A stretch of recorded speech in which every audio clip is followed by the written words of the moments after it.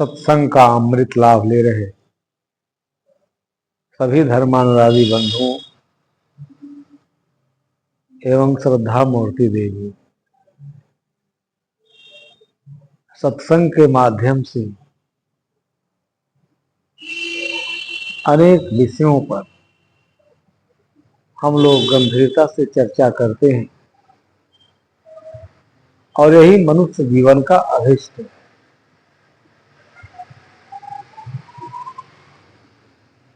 सत्संग मनुष्य जीवन के लिए अमृत के समान है। इस संसार में आकर यह जीव किस प्रकार से माया में आबद्ध होता है, जीव को बांधता कौन है? जीव परम स्वतंत्र है, स्वभाव से असंग है, निर्विकारी है। इस स्वयं संसार के अविद्यावश 3-4 ऐसे विषय हैं जिन पर गंभीरता से सबको सोचना चाहिए, चिंतन करना चाहिए। आदमी केवल अपने जीवन में जब ठीक से सोचता नहीं है तो अपने लिए तमाम बंधन बनाता है। बंधन कहीं नहीं है, केवल अज्ञानतावश, अविद्यावश। अविद्या एक बहुत बड़ा कारण है। इसको ठीक से समझने के बाद ही हमें अपने असंग स्वरूप का बोध हो सकता है, और सत्संग के बिना ये असंभव है। इसलिए बंधुओं, सत्संग में सूक्ष्म विषयों पर जो मनीषी लोग चिंतन करते हैं उसको धैर्य से सुनना चाहिए। सुनने से ही जीवन का बंधन कटता है, जीव का बंधन कटता है। जीव को कोई बांधने वाला नहीं है, परंतु अविद्याजन संस्कारों के कारण अविद्या को पहले समझना चाहिए। अविद्या ही हमारे जीवन के सारे दुखों के मूल में है। अविद्या का अर्थ होता है स्वयं को न जानना। जब आदमी सारे संसार को जानता है लेकिन स्वयं को नहीं जानता है, स्वयं को जान लेना, स्वयं को समझ लेना, ये जीवन की बहुत बड़ी उपलब्धि है। आध्यात्म क्षेत्र पर मनीषियों ने इस पर बहुत चर्चा की। जीव क्यों बनता है? सदगुरु कबीर साहब की साखी है, बहु बंधन से बांधिया एक बिचारा जीव, की बल छूटे आपने कीरे छुड़ाऊं की। जीव के लिए बहुत बंधन है, वो सब अज्ञानता वश है। अविद्या इतना प्रबलतम रूप में है, घोर अविद्या में हम लोग डूबे रहते हैं। जितना कुछ जानते हैं अविद्या बस ही भौतिक वस्तुओं में हमें मोह होता है, भौतिक वस्तुओं के प्रति आकर्षण बढ़ता है, अटैचमेंट बढ़ता है। केवल अविद्या एक बहुत बड़ा पर्दा है। अविद्या का पर्दा हट जाता है। साहब की भजन सबको याद है, घूंघट के पट खोल दे तो खूब मिले। घूंघट क्या है? यही अविद्या ही सबसे बड़ा घूंघट है। अविद्या के कारण ही संसार के वस्तु, संसार की सारी वस्तुएं हमें आकर्षक लगती हैं, उसमें हमारा चिपकाहट बढ़ता है, आकर्षण बढ़ता है। केवल अविद्यावश ही संसार के वस्तुओं में मोहित होकर, व्यामोहित होकर के हम मूढ़ बन जाते हैं। हमारे मूढ़ता का कोई अंत नहीं है। इसलिए सृष्टि प्रवाह के नियम को समझना चाहिए। इसी से ही हम अविद्या को समझ सकते हैं, अविद्या को जान सकते हैं। आधुनिक संसार के नश्वर प्राणी पदार्थों, परिवर्तनशील क्षणभंगुर प्राणी पदार्थों में कितना व्यामोहित हो जाता है तो स्वयं को नहीं जानता। और इसीलिए कामनाएं स्वयं को न जानने के कारण भौतिक वस्तुओं में हमारी कामना बनती है, इच्छा बनती है, और ये कामनाएं हमारे जीवन को तहस नहस कर देती हैं। ये आत्मा कितना विमल है, इस पर सदगुरु कबीर साहब ने बड़ा ही मार्मिक चिंतन किया है। बहुबंधन से बांधिया एक बिचारा की,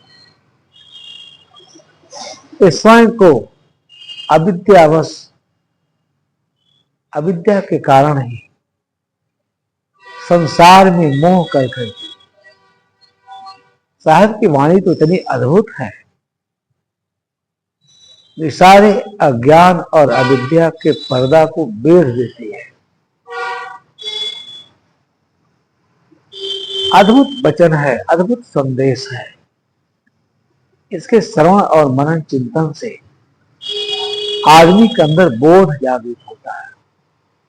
जन्मांतरों का सोया हुआ जीव तुरंत जाग जाता है अपनी चेतना को। इसीलिए सत्संग की बहुत बड़ी आवश्यकता है। सत्संग वह साधन है जिससे संसार को हम ठीक ढंग से समझ पाते, जान पाते हैं। ठीक ढंग से न जानने के कारण ही मोह होता है। मोह, गोस्वामी जी ने तो मोह का ऐसा, मोह के बारे में ऐसा अद्भुत चिंतन दिया है। मोह सकल व्याधिन कर मूला। संसार के सारे मन में जो अनुताप है, जिस ताप से सारा संसार पीड़ित है, इन विकारों के ताप से, वह केवल मोह बस, मोह भी अविद्या बस होती है। इसलिए अविद्या का नाश, अविद्या को जानना, जब तक अविद्या नहीं मिटती तब तक हम स्वयं को नहीं जानते। सारे संसार को जान लेने के बाद भी जब तक आदमी स्वयं को नहीं जानता वो अपने बंधनों से मुक्त नहीं हो सकता। इसलिए संसार में अविद्या बस ही प्राणी संसार के बंधनों में बंधते हैं। इस पर बहुत विचार हुआ है और बड़ा अर्थपूर्ण विचार है, मूल्यवान विचार है। इसको जान लेने के बाद संसार एकदम निरर्थक लगने लगता है। संसार के असारता का बोध होता है। संसार की सारी वस्तुएं अनात्मा है, लेकिन जिसमें आत्मा है, जीव है, वो भ्रम बस अनात्म वस्तुओं में मोह करता है। कामनाएं, इतनी कामना करता है, इतनी कामना करता है। तथागत ने इसीलिए कहा अपने चिंतन में, पंच छिंदे पंच जहे पंच उत्तरी भावे। 5 को छेद दो, पंच छिंदे पंच है, 5 को छोड़ दो और 5 की भावना करो। बड़ा अद्भुत संदेश है महापुरुषों का। 5 कैसे छोड़ेंगे, 5 को कैसे, 5 का विच्छेदन कैसे करेंगे? जब तक ज्ञान धारदार नहीं होगा तब तक आप 5 सत्य का दृष्टि, काम, व्यापार, शील, व्रत, परामर्श, विचिकित्सा, संदेह, ये सब अविद्या के कारण ही उत्पन्न होते हैं। इसलिए अविद्या ही मनुष्य जीवन की सबसे बड़ी शत्रु है।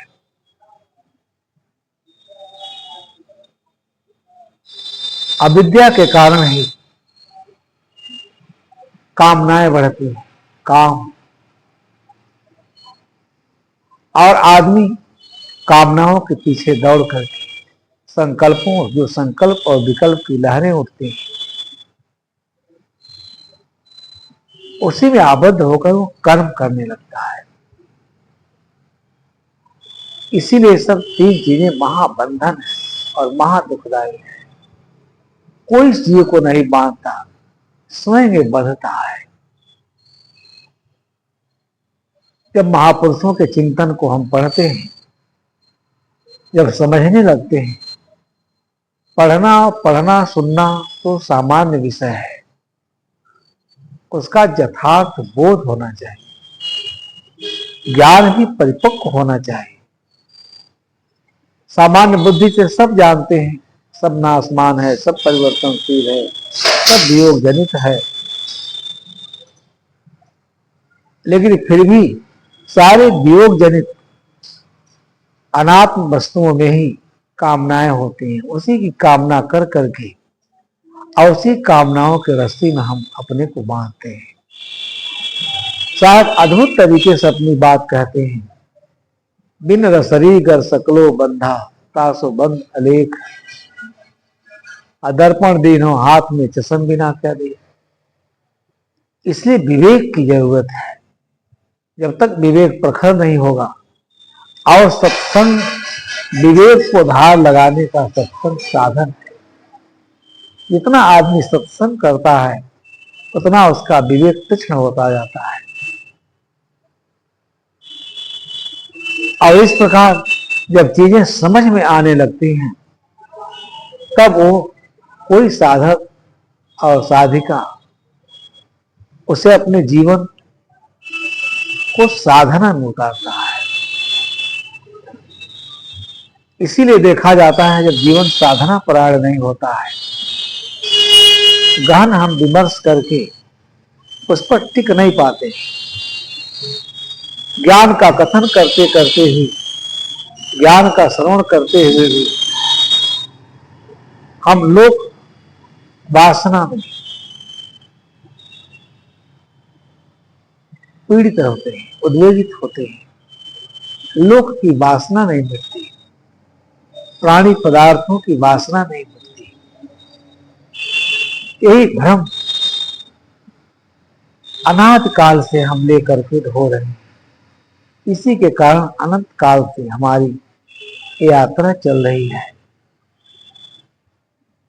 इसलिए सदगुरु कबीर साहब से लेकर जितने महापुरुष हुए हैं, सभी ने जो विचार दिया है, जो दर्शन दिया है, जो आध्यात्मिक दृष्टिकोण दिया है, वो हमारे लिए बहुत महत्वपूर्ण है।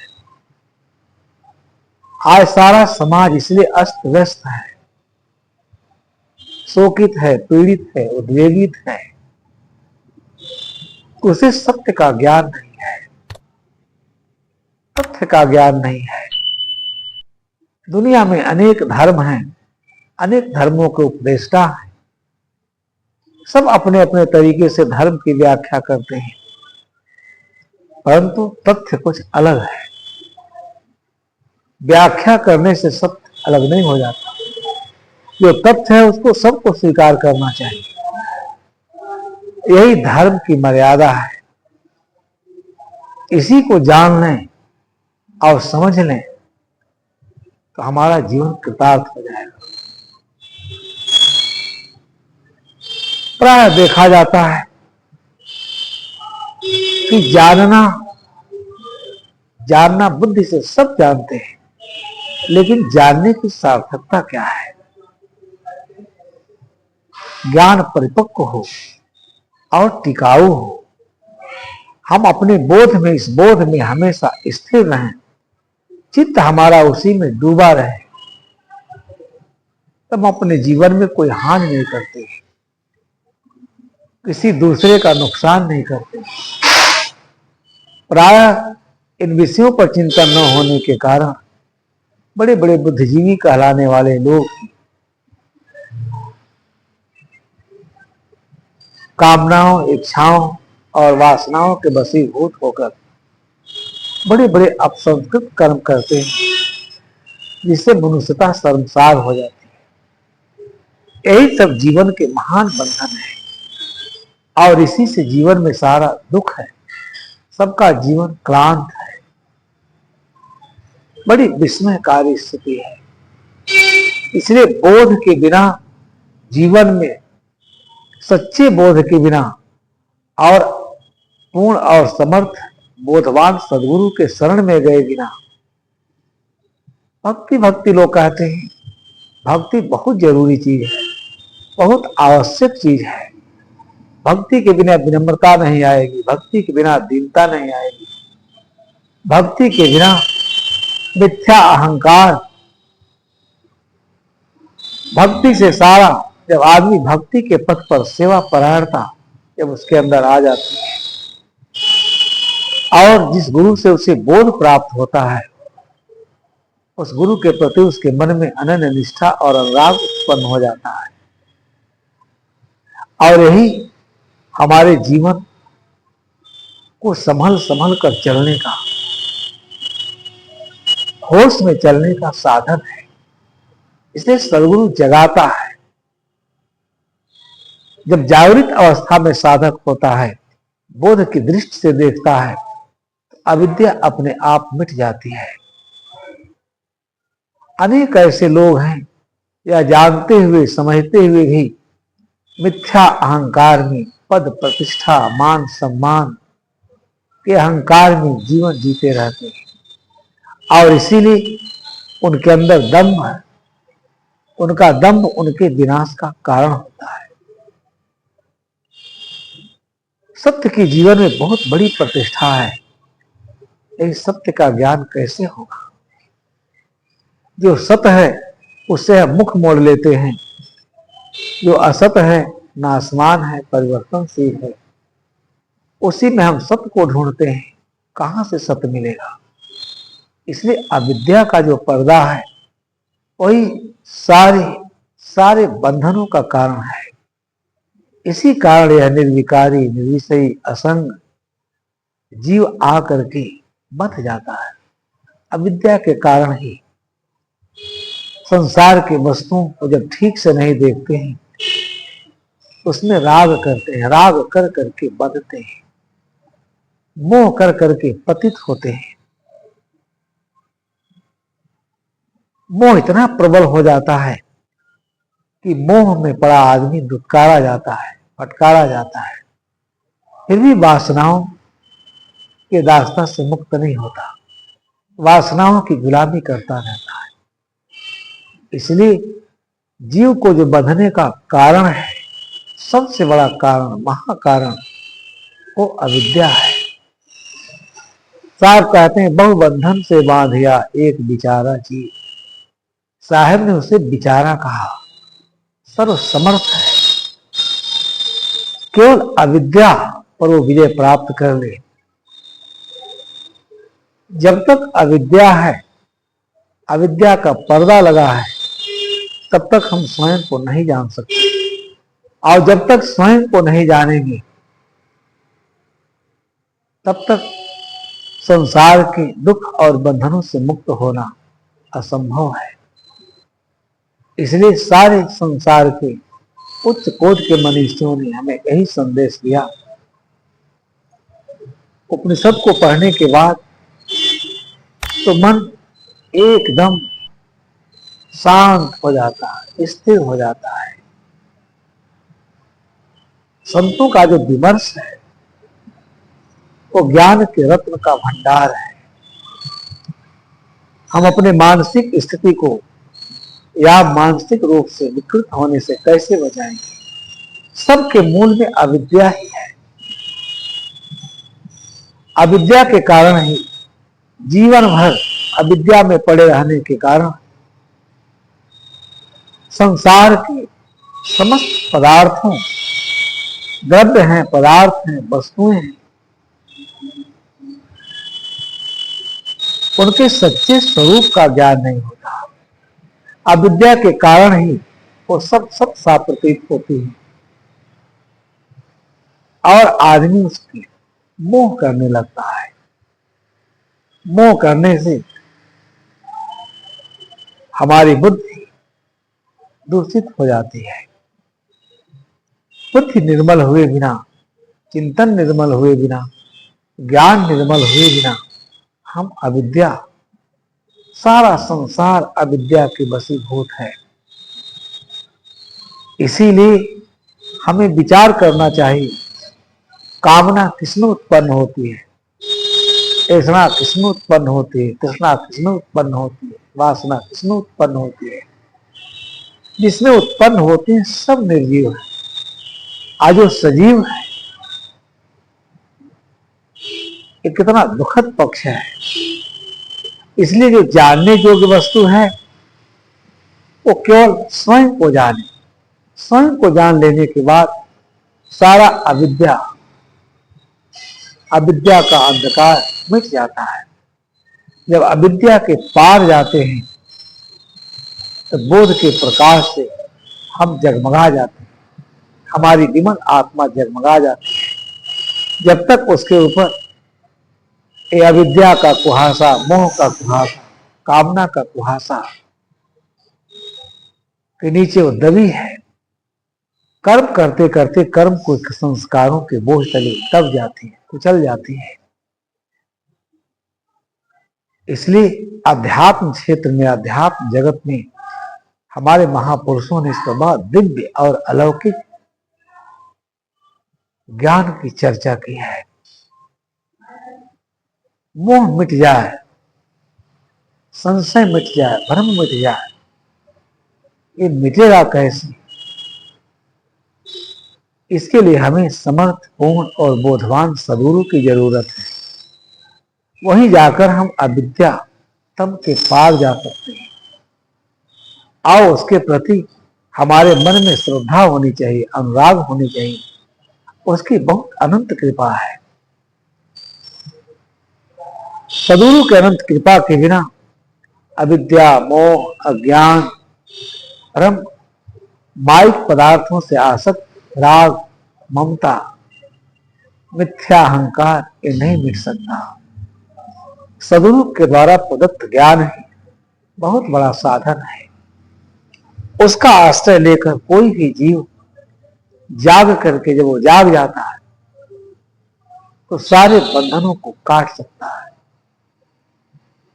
और इस जीवन में, इस जीवन का लक्ष्य ही है बंधनों को काटना। लेकिन देखा जाता है जीवात्मा अविद्या, ज्ञान और कामना में पड़ करके,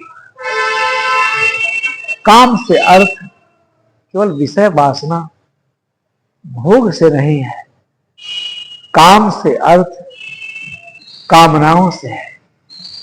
कामना के बिना मनुष्य जी ही नहीं सकता है, अपने को निर्जीव समझने लगता है। कामनाओं के पीछे दौड़ते दौड़ते साहब तो ऐसे ऐसे उनके श्रीमुख से ऐसे अद्भुत वचन निकले जो मनुष्य के मन को बिल्कुल धो देते हैं, स्वच्छ कर देते हैं, पवित्र कर देते हैं। दौड़ दौड़ दौड़िया जेते मन की दौड़, हार थका मन फिर भया, बस ठौर की ठौर। चाहे हम संसार में जितनी दौड़ कर लें, कामनाओं के पीछे चाहे इतना भाग लें, कामनाएं दुष्पूर हैं, कभी पूरी नहीं हो सकती। यही विषय तो समझने योग्य है। अनुभव की बात सद्गुरु कबीर साहब कहते हैं। मानवेतर खानियों के जीवों का पतन होता है वो तो समझ में आती है, क्योंकि वहां विवेक जगाने का कोई साधन नहीं है। लेकिन बहुत थोड़ा है, विचार की कला नहीं है। मनुष्य की गरिमा और महिमा इसी में है। वह एक विचार कुशल प्राणी है, विचारशील प्राणी है, विचार करना प्रारंभ कर देता है। विचारों के द्वारा जितनी तंद्रा है माया मोह अविद्या का, सब भंग हो जाता है। वो जाग उठता है, उसके अंदर एक चित्कार हो उठता है। बंधुओं, इसलिए महापुरुषों के वचनों को सुनना चाहिए। इसी से हम अनेक जन्मों के कुसंस्कारों से मुक्त हो सकते हैं। हमें अपने दिव्य और अलौकिक आत्मसत्ता का ज्ञान हो सकता है, उस आत्मा के सत्ता का बोध हो सकता है। वही इस जीवन का परम प्राप्तव्य विषय है। लेकिन उसको न जानने के कारण हम अपने प्राप्तव्य को बाहर ढूंढते हैं, या जानते हुए कि बाहर सब भौतिक वस्तु है, सब बेजान है, सब निर्जीव है। उसकी एक उपयोगिता है, केवल हमको उसका उपयोग कर लेना चाहिए, उसमें बंधना नहीं चाहिए। लेकिन साहब की ऐसी ऐसी शाखें हैं जिसमें ज्ञान का अक्षय रास है। अद्भुत वचन निकले हैं उनकी वाणी में। जब विद्वान मनीषी चिंतक विचारक उस पर विमर्श करते हैं तो ऐसा लगता है कि उसी में खो जाते हैं। साहब कहते हैं, मानुष स्वयं बड़ पाप या अक्षर गुरु हिमान। केवल गुरु वचनों को न मानने के कारण, उस पर न चलने के कारण, उसे आत्मसात न करने के कारण चारों तरफ घोर अविद्याजन संस्कारों से हम घिर जाते हैं। और उसमें भौतिक वस्तु सारा संसार दिखाई देता है। उसी में ममता, उसी में कामना, उसी में ईर्ष्या, उसी में भोग की चाहना। ये कितना दुखद पक्ष है। इसलिए मनुष्य जीवन में विचार का बड़ा महत्व है। एक कला के बीच उड़े विकल हो सकता हूं, साहब ने कहा।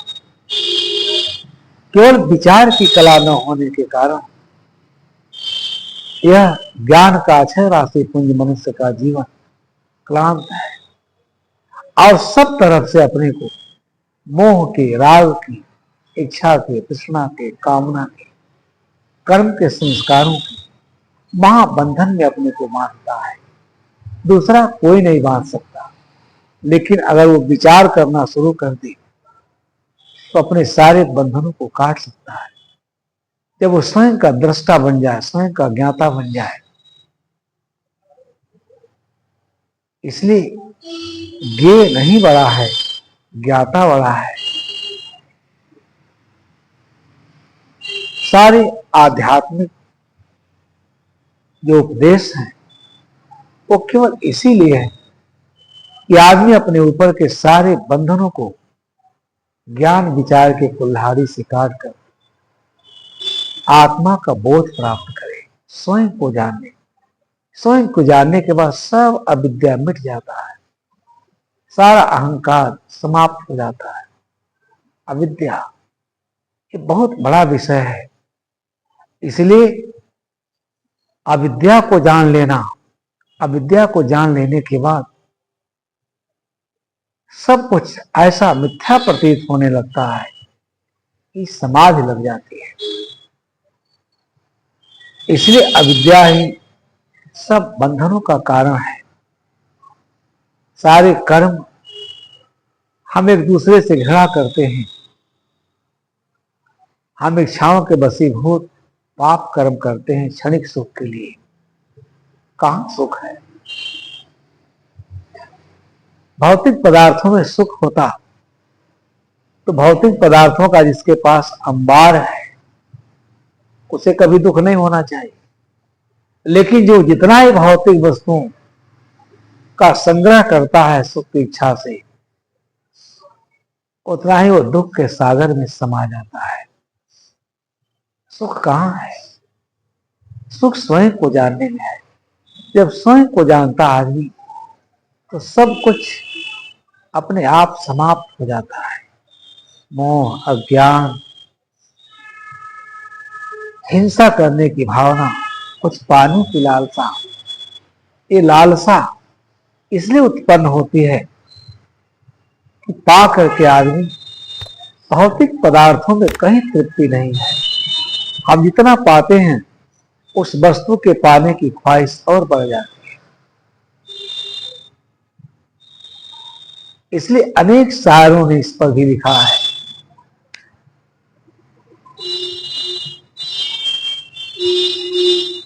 हजारों ख्वाहिशें ऐसे कि हर ख्वाहिश पर दम निकले, बहुत निकले मेरे अरमान फिर भी कम निकले, शायर ने लिखा। कितना ख्वाहिश करेंगे, जितना ख्वाहिश करेंगे, इतनी इच्छा करेंगे, उसमें कहीं भौतिक वस्तुएं तृप्त होने की साधन नहीं, उसमें अतृप्ति और बढ़ जाती है, उसकी भूख और बढ़ जाती है और प्रबल हो जाती है। और उसी भूख से कभी क्षुधा शांत नहीं होती। उसी भूख के पीछे आदमी अपने ऐसे अद्भुत जीवन को खो देता है, परंतु उसी भूख की वासना के कारण ये जन्म मरण का प्रवाह चलता रहता है। भौतिक वस्तुओं की इच्छाओं को ये पूरी होती नहीं, तृप्त होती नहीं, उसका स्वभाव है अतृप्त रहना। कई बार मैं दृष्टांत कहता हूं कि एक बार एक साधक एक संत के पास आया और उसने कहा, महाराज, किस प्रकार विवेकशील प्राणी केवल स्वयं को न जानने के कारण कितना बड़ा बंधन बनाता है। महाराज की आध्यात्मिक सुगंध दिग दिगंतर में फैली थी। लोग उनकी बड़ी पूजा प्रतिष्ठा करते थे, सम्मान करते थे। एक सतही जिज्ञास उनके पास आया, चरणों में गिर पड़ा, कहा, महाराज, मैं बहुतों के पास गया लेकिन मुझे ज्ञान नहीं हुआ। बड़ी आशा विश्वास के साथ आए हैं, आप परम ज्ञानी हैं, आपके ज्ञान से मुझे निश्चित बोध हो जाएगा, इसलिए आप अपने शरण में लें। गुरु तो अत्यंत कृपालु होता है। अत्यंत करुणा से गुरु ने देखा, कहा, चलो उपदेश की बात बाद में करेंगे, एक काम मैं तुम्हें बताता हूं, करो। जिज्ञास सोचा, इनकी कृपा हमारे ऊपर हो रही है। महाराज ले गए और ले जाकर के कुएं पर एक घड़ा दे दी, इससे पानी भरो, और एक फूटा घड़ा रख दी कुएं की जगह पर, और कहे तब तक भरते रहना जब तक मैं आ न जाऊं। अब जिज्ञास जब पानी भरने लगा, भरते भरते एक आध घंटा बीता, देखा पानी घड़े में डाल रहा, सब पानी बहता जा रहा है। अंदर से अकुलाहट हुई। इसीलिए गुरु की बात इतनी जल्दी समझ में नहीं आती है। गुरु की बात समझ में आ जाए तो संसार एकदम स्वर्ग में परिणित हो जाए। स्वर्ग ढूंढने की आवश्यकता ही नहीं है। सबकी बात आदमी समझता है, लेकिन जीवन तो धन्य उस दिन होता है जब वो गुरु की बात समझ लेता है। बंधुओं, अकुला करके वो कहता है कि महाराज जी कहीं टहल रहे थे, कि महाराज जी एक चीज बताइए, जब घड़ा फूटा है ये भरेगा कैसे, मैं तो भरते भरते मर जाऊंगा। महाराज जी एकदम बिफर पड़े, कहे, जब तुम इतना देर तक गुरु की आज्ञा का पालन नहीं कर सका, तुम्हें, क्योंकि तुम सतपात्र नहीं हो, तुम्हें ज्ञान दिया ही नहीं जा सकता। एक घंटे भी गुरु के मार्ग पर नहीं टिक सका, इसलिए तुम्हारे लिए गुरु का ज्ञान प्राप्त करना असंभव है। तुम जल्दी यहां से चले जाओ। निराश होकर घर लौटा, रात भर सोचता रहा कि बात तो सही है, महाराज जी ने भी देखा कि घड़ा फूटा है, वो कैसे भरेगा। ऐसा तो नहीं है कि वो अंधे थे। मुझे नहीं कहना चाहिए था, मुझे भरते रहना चाहिए था। रात भर सोचते सोचते फिर सुबह पहुंचता है। चरणों पर गिर करके क्षमा मांगने लगता है, गिड़गिड़ाने लगता है कि महाराज, गुरु जो है, क्षमा का अधिकार केवल गुरु के पास है। हम तो अबोधी हैं, अज्ञानी हैं, मुझे क्षमा करें, मैं आपकी बात को समझ नहीं सका, इसलिए अपने शरण में ले। घड़ा फूटा था आप ही जानते हैं। गुरु ने कहा, मूर्ख, घड़ा फूटा था तुमको दिखाई दे दिया, लेकिन जिस शरीर रूपी घड़े में तुम वासनाओं को भर रहे हो, क्या कभी भरी? इसमें तो सदगुरु कबीर साहब ने ऐसे मार्मिक वचन कहा है, कबीर नाव तो झांझरी भरे बिराने भार, केवट से परिचय नहीं कहीं विद्युत रूपार। जिस नौका में ऑलरेडी 10 छिद्र लगे हुए हैं, वो कहां भर सकती है? शिष्य को तुरंत अपनी भूल समझ में आ गई। गुरु ने कहा, मूर्ख, जिस घड़े को तुम भर रहे हो वो कभी भरा? वासनाओं से, इच्छाओं से, कामनाओं से सदा आदमी इसको भरता रहता है, लेकिन वो कभी भरती नहीं। उन्हें इच्छाओं, वासनाएं दुष्पूर है, वो कभी तृप्त कर ही नहीं सकती। कोई भी व्यक्ति उसमें तृप्त हो ही नहीं सकता। इसीलिए वो अपने जीवन को भयावह कर देता है, दुख रूप कर देता है। सारे बंधन इसी कारण उत्पन्न होते हैं। तुमको घड़ा फूटा दिखाई दे दिया, इसी प्रकार हर इंसान को, जिस घड़े को भर रहा है वासनाओं से, वो घड़ा फूटा है, वासनाएं दुष्पूर हैं, नहीं भरी जा सकती। शिष्य को तुरंत क्षण मात्र में बोध हो गया, चरण पकड़ करके रोने लगा। इसीलिए बंधु, गुरु की आवश्यकता है। गुरु के बिना बोध हो ही नहीं सकता, चाहे कोई कितना भी ज्ञान का कथन करे।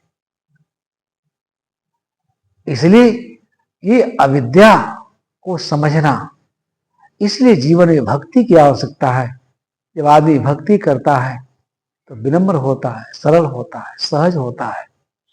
जिस गुरु से प्राप्त बोध प्राप्त करता है, जिस गुरु के ज्ञान से जाग जाता है, उसके प्रति उसके मन में श्रद्धा होती है। और इस प्रकार गुरु वचनों में अटल विश्वास और श्रद्धा रखकर अपने ज्ञान को परिपक्व करता है, उसमें अपने को साधता है। जब साध लेता है तब विचलित नहीं होता है।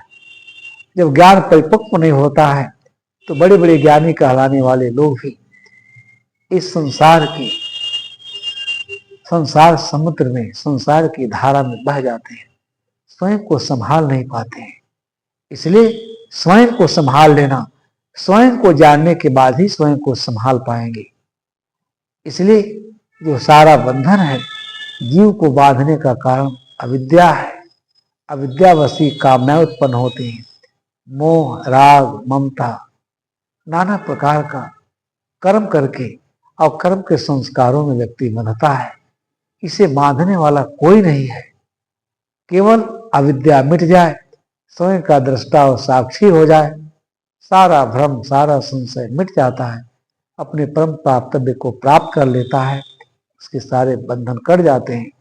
इसलिए जीव का सबसे बड़ा बंधन अविद्या है, काम है और कर्म है, और अविद्यावश किए जाने वाले सारे कर्म संस्कार हैं।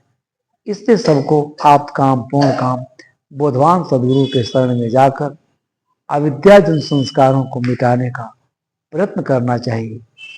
ऐसा अगर हम करने में सफल होते हैं तब आध्यात्मिक उन्नत कर पाएंगे, और इसी जीवन में, इसी देह में ज्ञान से सारे बंधनों को हम काटकर मोक्ष रूपी अमृत फल की प्राप्ति कर लेंगे।